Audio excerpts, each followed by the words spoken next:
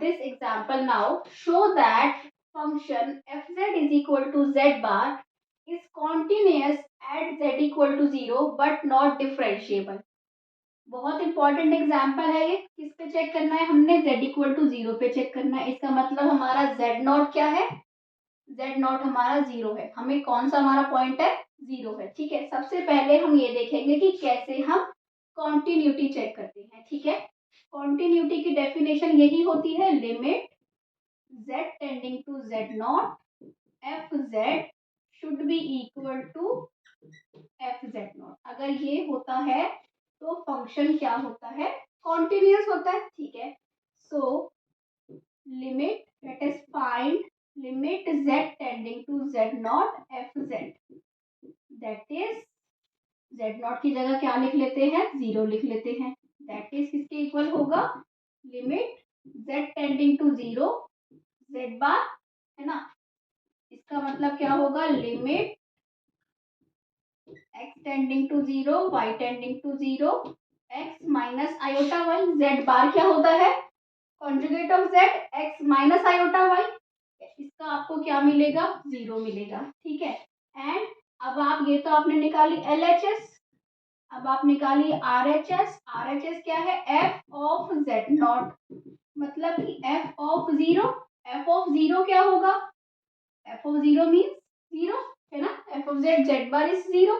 तो आपका इसका मतलब LHS is equal to RHS, hence fz is continuous. Hence fz is continuous. fz क्या है? कॉन्टिन्यूअस है. ठीक है, ये तो अब हमने प्रूफ कर दिया कि fz कॉन्टिन्यूअस है. ऐसे केस में वैसे भी आप बोल सकते हो fz क्या है? x माइनस आयोटा y है, मतलब क्या है? पॉलिनोमियल है ना. और अगर कोई फंक्शन पॉलिनोमियल होता है तो वो वैसे भी क्या होता है? कॉन्टिन्यूअस होता है. अगर हम या तो ऐसे लिख भी सकते हैं, since fz is polynomial so it is continuous, otherwise you can prove it also like this. Okay, तो इसके बाद आपको ये प्रूव करना है कि ये क्या है? डिफरेंशिएबल भी है. ठीक है, डिफरेंशिएबल आप कैसे प्रूव करते हैं? देखिए, डिफरेंशिएबल अब आपको क्या देखना है? लिमिट, ये तो हुआ आपका कॉन्टिन्यूटी का, है ना. हमें प्रूव करना है डिफरेंशिएबल. सो कैसे प्रूव करते हैं? Limit f dash z naught, है ना. f dash z naught limit z tending to z not f z minus f z naught upon z minus z naught. If this exist so ये differentiable होता है. अगर does not exist तो differentiable नहीं होता. अब हमें क्या प्रूव करना है? Not differentiable. अब डज नॉट एग्जिस्ट कैसे दिखाते हैं? ऐसे दिखाते हैं कि ये क्या है? यूनिक नहीं है. यूनिक नहीं है मतलब कि अगर हम डिफरेंट पाथ से जाते हैं तो फंक्शन की वैल्यू सेम नहीं आती. ठीक है, देखिए कैसे. F dash 0 limit z tending to 0 fz is z bar minus fz naught is 0 upon z minus 0, that is limit z tending to 0. अच्छा, ये क्या हो गया? z bar is x minus iota y और ये क्या हो गया? x प्लस आयोटा y, है ना. अब x टेंडिंग टू 0 मतलब क्या हुआ? x tending to 0 y tending to 0. ठीक है, तो अब आप ये दिखाना है कि ये जो है ये एग्जिस्ट नहीं कर रहा, डिफरेंशिएबल नहीं है. कैसे पता चलेगा डिफरेंशिएबल नहीं है? अगर हमें नहीं भी पता हो कि नहीं, ये दिखाना है कि नहीं है, हम डिफरेंशिएबिलिटी चेक करनी है कि ये है या नहीं है. तो कैसे चेक करते हैं? देखिए, सो अलोंग आप चेक कर लीजिए पहले एक्स एक्सिस. ठीक है, जब आप अलोंग एक्स एक्सिस चेक करेंगे तो आप क्या लेंगे? पहले y को 0 करेंगे, फिर x को 0 करेंगे. ठीक है, तो y को 0 करेंगे तो क्या आ जाएगा? x माइनस आयोटा y है upon x plus iota y. पहले y को 0 कीजिए तो क्या बचेगा? x बाय एक्स, क्या बचा? 1. ठीक है, अब चेक कीजिए along y axis. y axis check करेंगे तो पहले क्या करेंगे? x को 0 करेंगे, फिर y को 0 करेंगे. x को 0 करेंगे, y को, है ना, और फंक्शन है ये हमारा।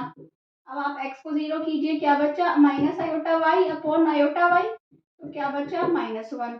तो ये दोनों ही इक्वल नहीं है, दो पाथ से गए और आंसर डिफरेंट आ गया, इसका मतलब डिफरेंशिएबल नहीं है। ठीक है, इसको दिखाने की जगह अगर आप ऐसे दिखा देते, along any path, along any path y is equal to m x, बहुत सबसे इजी मेथड यही होता है, y equal to m x लेके आप चेक करो क्या होगा, लिमिट x टेंडिंग टू 0 हो जाएगी क्योंकि y को आपने एम एक्स पुट कर लिया, x minus iota m x upon x plus iota m x, this is equal to x आप कॉमन ले लेंगे तो क्या बचेगा, 1 minus iota m upon 1 plus iota m, क्योंकि x ऊपर से आपने कॉमन लिया, बचा 1 माइनस आयोटा एम, नीचे से लिया 1 plus iota m, cancel out हो गया। तो अगर आपका जो f डैश 0 है, किस पे डिपेंड कर रहा है, ये m पे डिपेंड कर रहा है, m पे डिपेंड कर रहा है, तो for different values of m इसकी वैल्यू डिफरेंट आएगी f डैश z नॉट की, है ना, for different values of m f dash z not is different. तो ऐसे केस में इसका मतलब वो यूनिक नहीं है, अगर वो यूनिक नहीं है इसका मतलब डिफरेंशिएबल फंक्शन नहीं है। ठीक है, तो ऐसे हम डिफरेंशिएबिलिटी चेक करते हैं कि अगर यूनिक फंक्शन की वैल्यू यूनिक आ रही है या नहीं आ रही।